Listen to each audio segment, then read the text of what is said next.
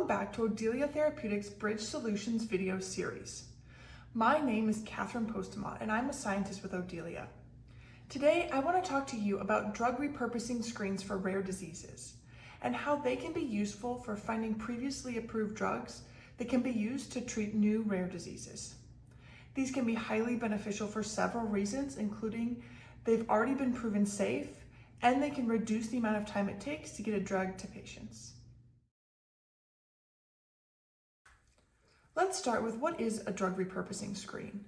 The goal of this type of screen is to identify and apply already approved drugs to treat new indications or new rare diseases. This means that it involves finding a drug that's already been approved and safety tested through clinical trials to treat something else, whatever that might be, and finding out that that drug has an effect on the disease of interest. This can lead to the rapid identification of therapeutics to treat previously untreated or undertreated diseases. The benefit of repurposing a drug that has been previously approved for use in patients is that the toxicity and safety have already been established in clinical and pharmacological studies. This means that you might be able to expedite the clinical trial process or perhaps even skip it altogether. This in turn leads to shortened timelines for getting drugs from the lab to patients. The key components of a drug repurposing screen are target selection, assay development, selection of a drug compound library, the high throughput screen, analysis and hit identification, and finally hit confirmation. The first step in a drug repurposing screen is to identify a target.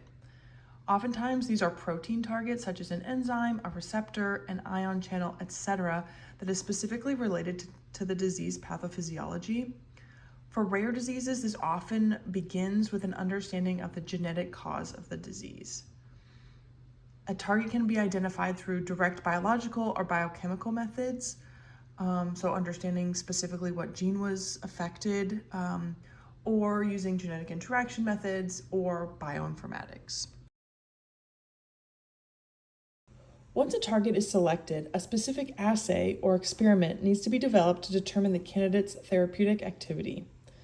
There are two major classes of assays usually considered for the screening of potential drugs. The first are biochemical assays. These can include enzyme activity, protein-protein interaction, protein-DNA interaction, type experiments. And the other class of assays are cell-based assays, using specifically engineered cell lines that report on functioning of the protein through bioengineering tools. So here's just a cartoon of a generic pathway in a cell, and I want to remind you that when you think about a target and an assay for drug repurposing screens, you really want that assay to be a readout that makes biological sense for your disease of interest. So it doesn't mean that the target has to directly impact the specific protein and gene of interest, but it needs to have an effect on the same pathway involved in that disease. Selecting the compound library to be used in a drug repurposing screen is a very important part of this process.